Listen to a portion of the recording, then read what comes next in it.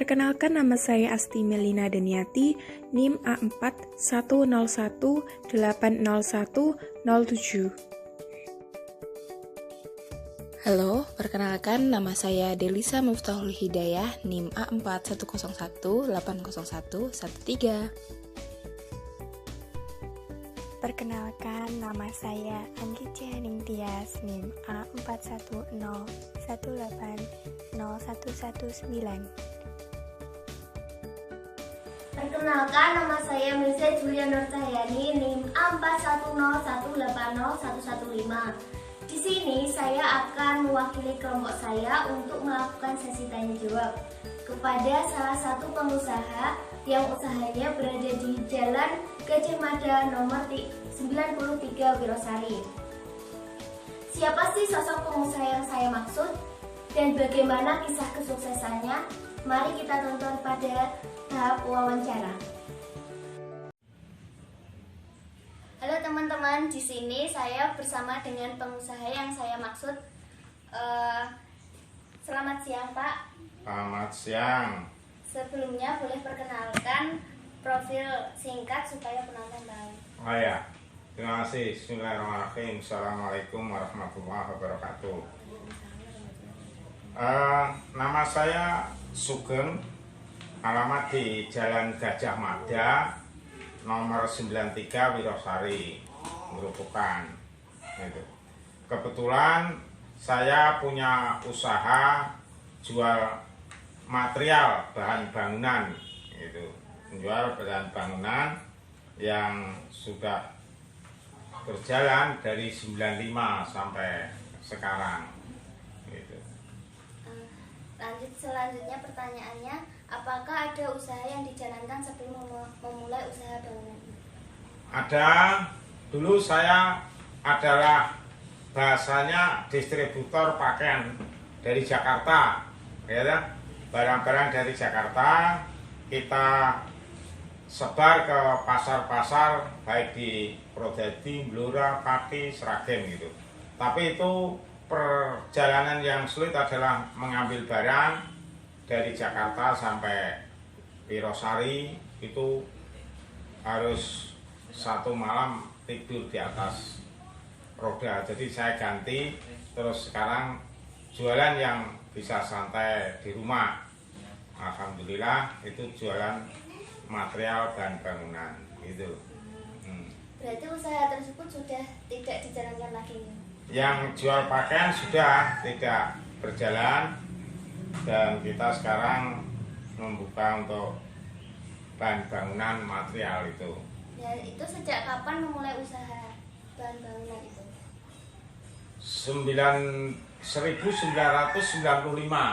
Sudah lama gitu? Ya, sudah lama, dari 26 tahun ya. 26 tahun. Bagaimana latar belakang atau kisah dibalik membuka usaha tersebut? Latar belakang, dulu ini adalah stasiun yang kita tempatkan untuk usaha. Jadi saya harus membangun komunikasi, koordinasi dengan PT KAI. Dulu bukan PT KAI tapi perusahaan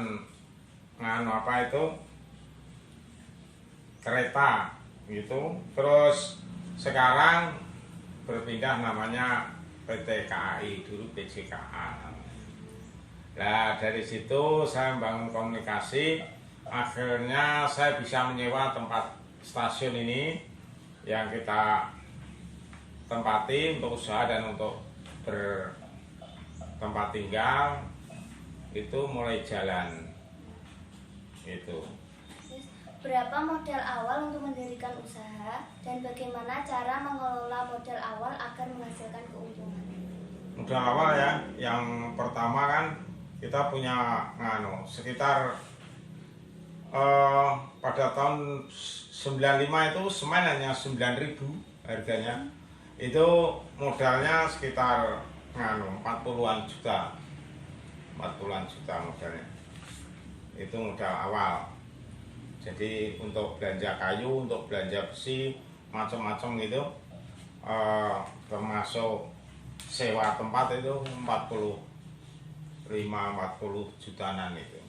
Berarti itu sewa tempat plus bahan-bahannya itu sudah 45 juta termasuk. Iya, karena modalnya cuma itu. Kita ambil dari bank, kita pinjam dari mana-mana gitu, dan kita simpanan ada uang sejumlah 45 itu kita putar untuk sewa, untuk beli armada, untuk pada waktu kita beli kendaraan armada Kijang Kota itu harga cuma 7 juta yang kendaraannya itu. Jadi kalau belanja kayu itu sampai 6 truk, 1 truk itu sekitar 3 jutaan. Apa ada kendala dalam membuka usaha tersebut? Jika ada, apa yang dilakukan untuk mengatasi kendala tersebut? Kendala sangat banyak. Yang pertama kan karena penjualan baru, perkenalan, kan gitu. Terus yang kedua karena kendala yang pertama itu orang jualan itu cari dagangan yang bisa dapat untung, itu yang sulit. Contoh aja supaya kita itu bisa ngambil semen ke distributor, caranya gimana, harus kontan dan lain sebagainya. Kendalanya banyak di situ. Dan kendala yang kedua, kita itu tadinya bukan ahli bangunan, ya. Kita orang nggak tahu ternyata jenis barang. Contoh aja misalkan kayu itu ada 25 jenis kayu lebih ukuran. Ada yang 1 meter, 2 meter, 3 meter, ukurannya ada 35, 46, ya, macam-macam gitu jumlahnya. Kendalanya banyak itu. Terus dukungan apa saja yang Bapak butuhkan untuk mencapai titik saat ini menjadi seorang pengusaha yang bisa dikatakan sukses? Ya, yang pertama kita selalu inovasi. Jadi kita mengikuti perkembangan zaman. Contoh aja, sekarang kita misalkan barang-barang dagangan, kita hanya idealis menjual hasil karya UKM pengrajin bata merah gitu. Sekarang bata merah sudah tidak laku, orang pada pakai herbal, pakai batako, ya harus mengikuti gitu. Adakah tujuan khusus dalam menjalankan usaha ini? Kalau tujuan khusus ya untuk nambah pendapatan kan. Jadi karena saya itu PNS, istri saya biar punya kegiatan, saya ajak kerja, terus saya juga bisa bantu khusus gitu. Terus yang kedua ya untuk biaya anak, karena sekarang membiayai anak kalau tidak punya pendapatan nanti akan terjadi permasalahan gitu. Khususnya seperti itu. Berapa jumlah karyawan yang ada di toko? Untuk saat ini itu karyawan itu tidak bisa tetap, ya sekitar antara orang 8 sampai 12 orang gitu karyawan.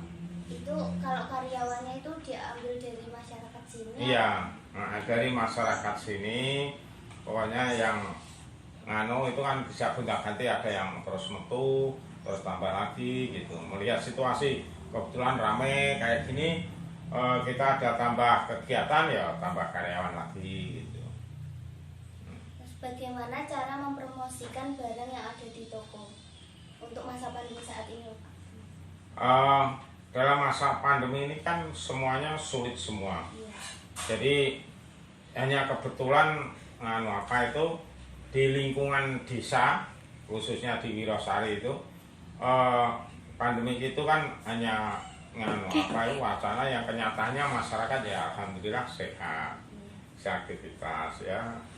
Kita tetap berhati-hati seperti yang disampaikan pemerintah gitu, pakai masker, jaga jarak dan lain-lain gitu ya, kita pakai. Dan memang dalam masa seperti ini turun gratis, turunnya itu ada 30 sampai 40% gratis. Jadi yang biasanya keramik bisa laku, besi laku banyak, semen gitu sekarang menurun. Jadi nggak seperti dulu. Kalau dulu itu orang beli saat ini beli, ngirimnya besok dia mau. Sekarang enggak, ini beli, ini langsung kirim gitu. Jadi enggak nunda. Ya. Bagaimana cara menghadapi persaingan yang ada dalam dunia usaha? Biasa saja kita hadapi dengan tenang, karena siapa yang usaha kok rame itu pasti banyak saingannya. Jadi dengan saingan itu ya kita mempertahankan harga, kita membangun komunikasi, kita memberikan pelayanan yang baik gitu, dengan menyambung silaturahim, ya insya Allah lancar gitu. Kalau saya merasa tidak tersaingi, hal yang wajar aja kalau kita menempuh itu. Bagaimana cara dalam mengembangkan usaha sampai sebesar ini?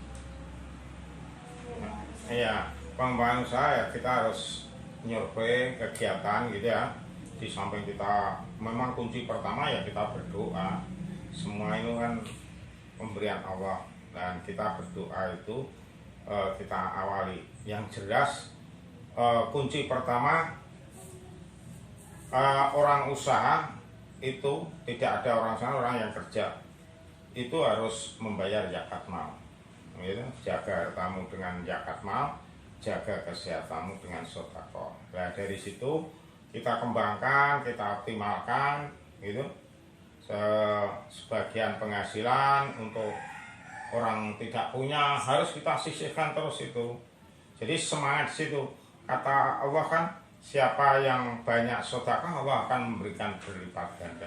Itu insya Allah ya tepat. Asal pemberiannya juga tepat, tidak asal membuang gitu. Memberi pada anak-anak yang ingin sekolah, oh ya kita sekolahkan.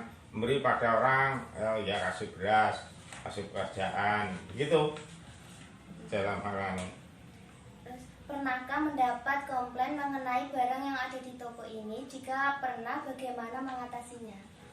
Kalau komplain yang kecil-kecil biasa kirim gitu, ternyata contoh aja bata, ada yang batanya banyak yang patah pak gitu. Ya kita jelaskan di tukang kan, patah, kalau patahnya sebatas biasa saja ya bata potongan atau yang bata patah itu masih bisa dipakai. Nah, komplain-komplain yang besar itu biasanya adalah salah kirim, yang sebenarnya hari ini kirim, lu tidak dikirim, kayak gitu.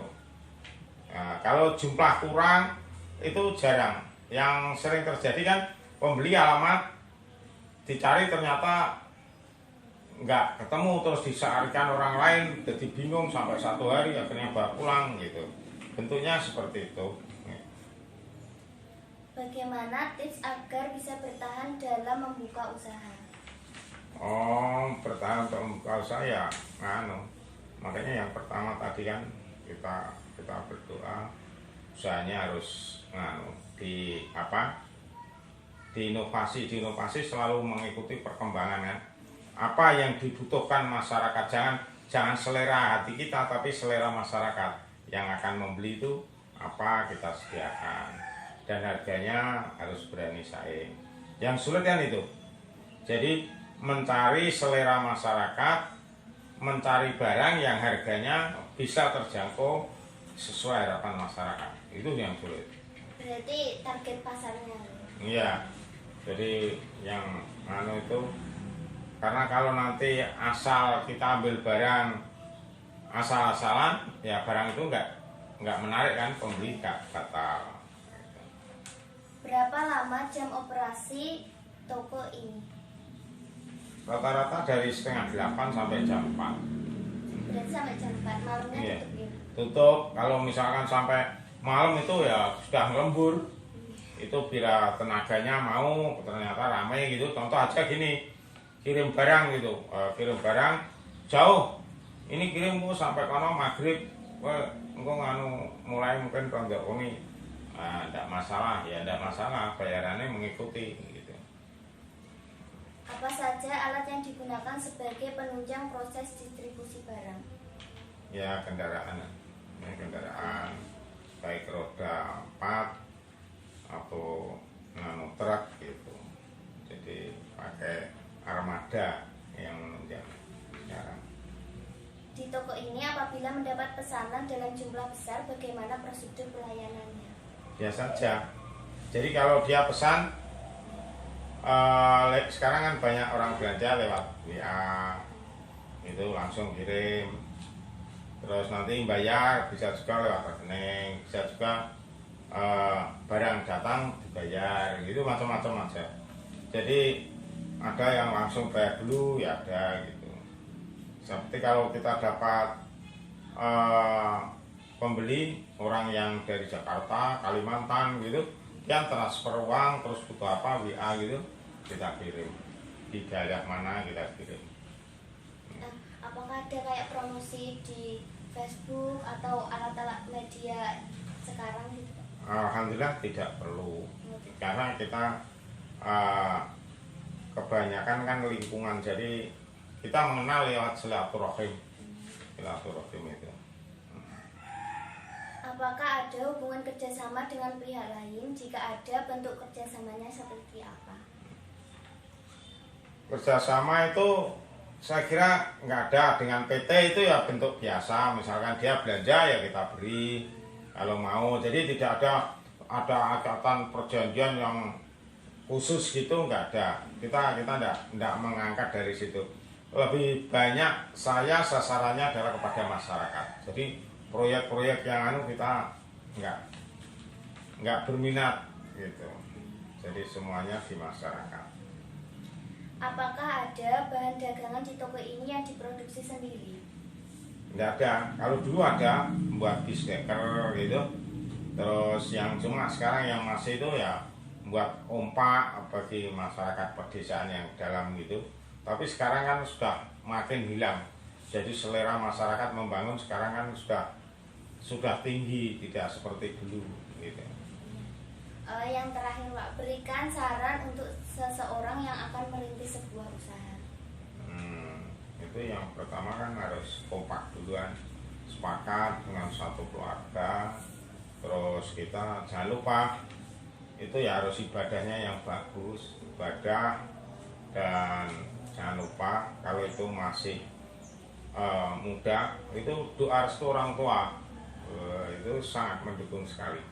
Jadi kalau semuanya saja seperti kamu semua yang masih itu minta izin orang tua, doa orang tua itu senang, itu Allah bangga, dan insya Allah kita dikabulkan doanya gitu. Jadi kalau sudah kayak gitu baru kita mulai dari diri kita sendiri, mulai sekarang, mulai yang paling mudah gitu.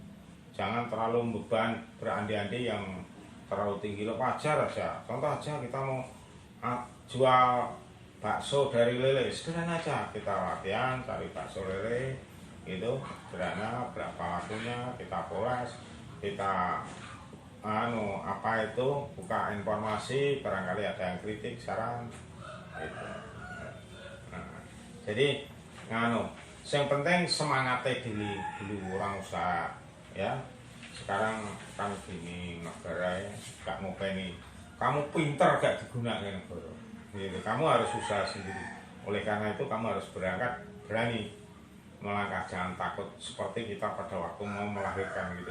Gak ada, kita nggak sudah lahir, nggak ada ya, tetap melahirkan, harus kita hadapi apapun ya, asal kita kalau sudah berjalan gitu, usaha sudah jalan seperti tadi, jangan lupa bayar zakat mal, sedekah itu harus, itu kuncinya satu. Makin banyak sedekah itu rezeki makin banyak. Itu sedekah itu kan tidak hanya uang, sedekah dengan apa saja kan bisa. Itu jadi kalau mau sukses menurut saya gitu. Saya dulu buka kayak gini berani aja, gitu. Coba aja, saya bisa nyewa stasiun itu.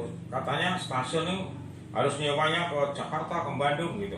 Kita bangun komunikasi dari Purwodadi, Semarang, itu akhirnya ketemuan. Oh bisa nyewa. Terus isi barang kita cari, ya kita buka.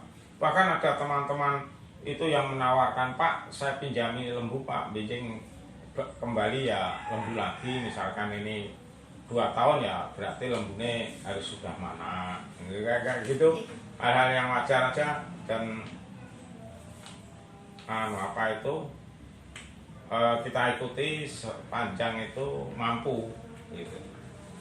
Itu jadi orang usaha yang awal itu jadi punya cita-cita kalau perintahnya di Quran itu surat Al-Baqarah, kalau diberi rezeki oleh Allah sebagian sedekahkan. Nah itu harus itu ojo mesti bayar zakat mal itu juga wajib, jangan awal. Nanti kalau wali zakat mal udah gitu kan yang akan jadi korban itu ya. Jadi kuncinya seperti itu. Jadi secara tidak langsung kayak kita harus memberi dari sebagian dari harta kita untuk orang lain, dan kita harus mempunyai inovasi kan juga Pak dalam berusaha. Terus mempelajari target pasarnya juga. Dan berani mengambil resiko. Seperti itu. Ya, dan resiko itu dibuat aja, jangan sampai resiko yang paling berat apa? Menurut saya nggak ada. Ya, orang dagang itu asal kita hati-hati kita beli, kita kan nggak berani. Misalkan kita jual makanan, belum tahu apa itu masak nasi 10 kilo, padahal satu hari paling habis 2 kilo, jadi rugi. Berarti nggak punya perencanaan.